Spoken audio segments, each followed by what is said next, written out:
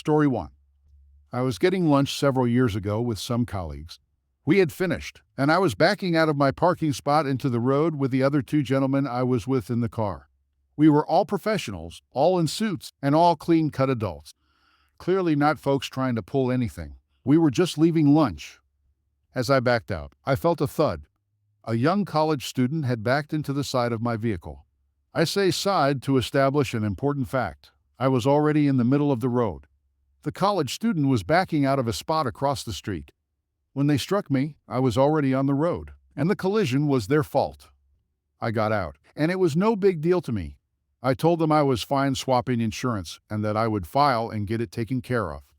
The college student had already called their parents, though, and apparently, when explaining things to their dad, they told a few half-truths to insinuate that it was actually my fault.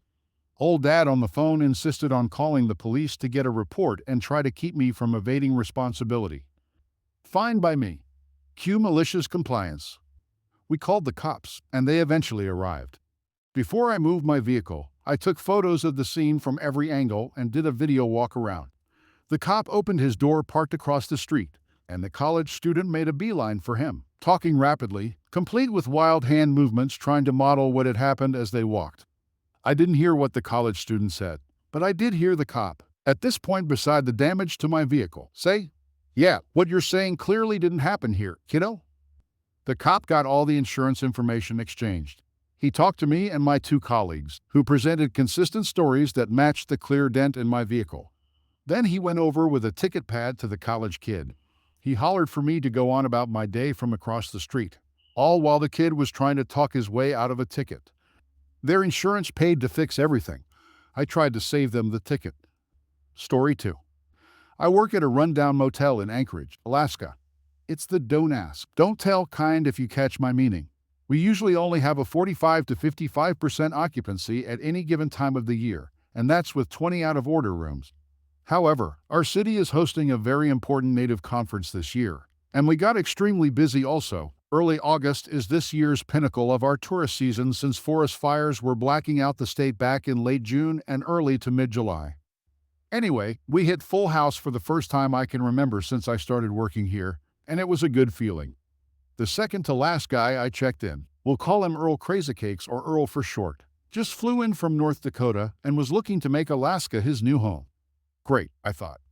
Now, to be fair, when I first met him, no warning signs went off that this guy might be a kook. He said he was an ex-Marine and had a service dog with him named Max. Being a Navy vet, it was kind of nice to meet another vet I don't get out much. We exchanged stories as I got him checked in for a week. He got his key and went to his room. About 45 minutes later, one of my coworkers, let's call her Chrisai, who also lives at the motel, was complaining about noises coming from the guy I just rented to. This is when his craziness started to shine. I went to talk to her and share a cigarette when Earl came down to take Max out to do his business.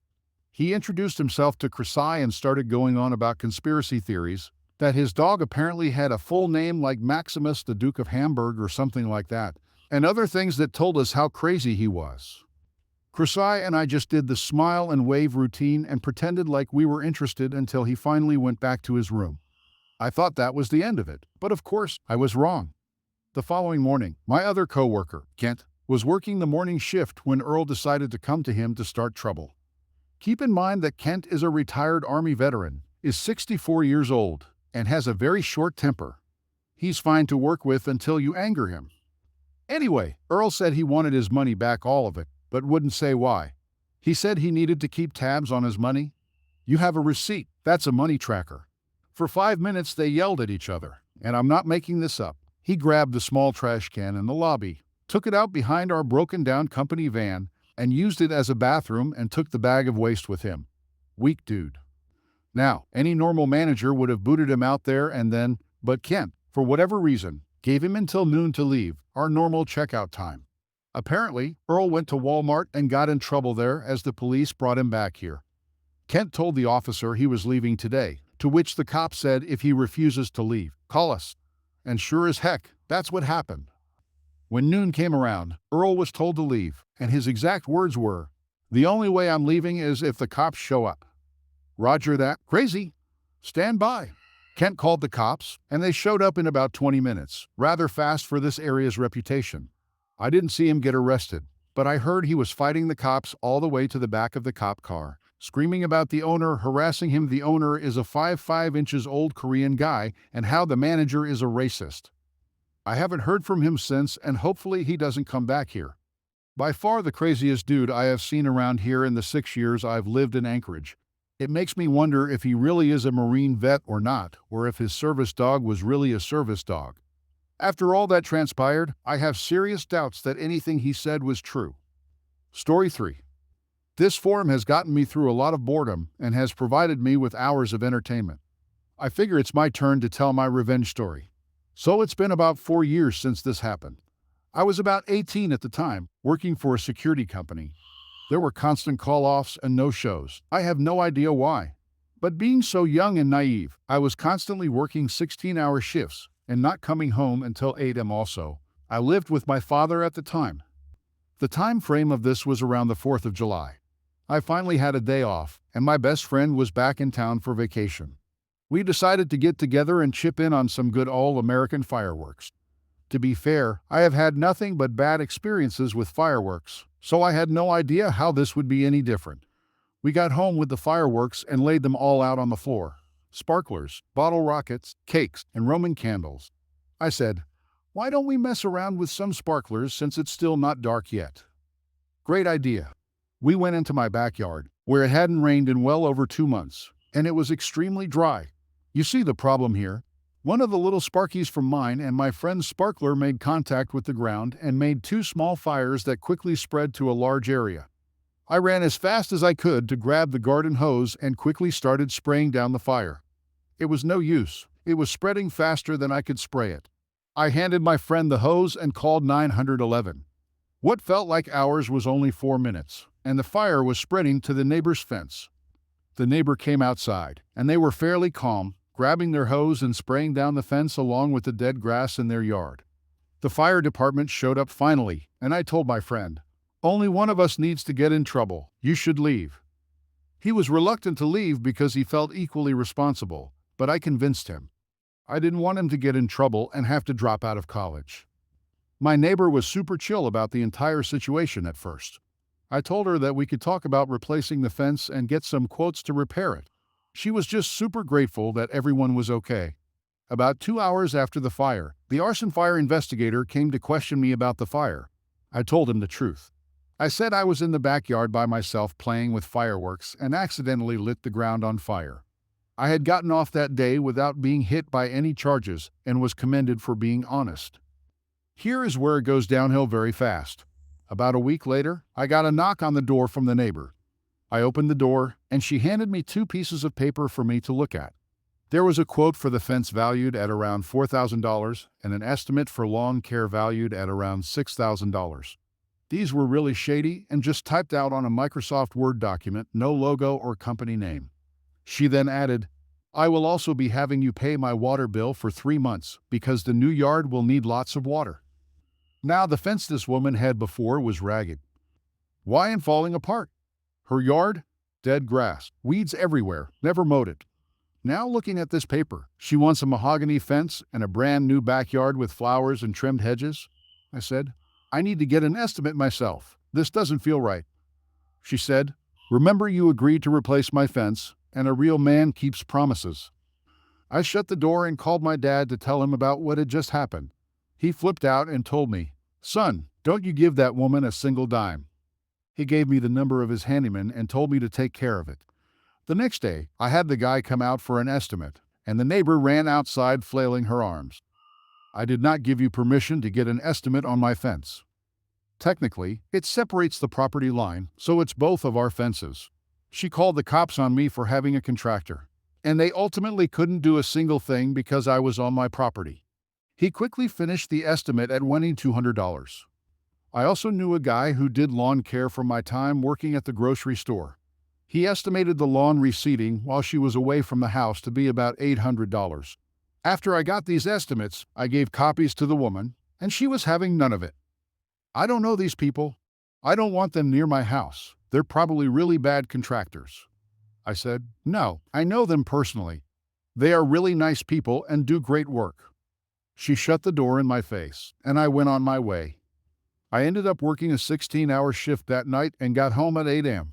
And this woman came knocking on my door at 9 a.m. and demanded I speak to her.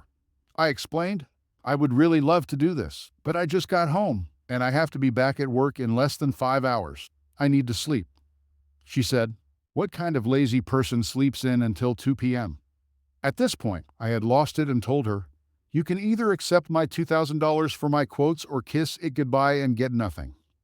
She stood there for a while with her mouth gaping open, but she accepted my offer and planned to meet down at the notary the next morning.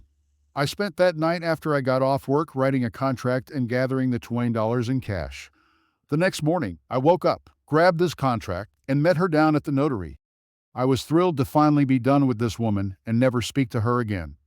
I waited for her for over 3 hours, and she didn't show up. I got a call from her saying, "I'm sorry, the $20 isn't enough. I'm having my guys start work on this project, and you will be paying me full price." Oh, really?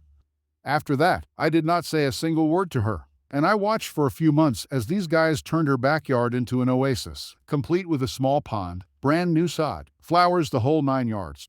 Come to find out, she had plans to remodel these things for a long time and was just waiting for the opportunity to go through with it.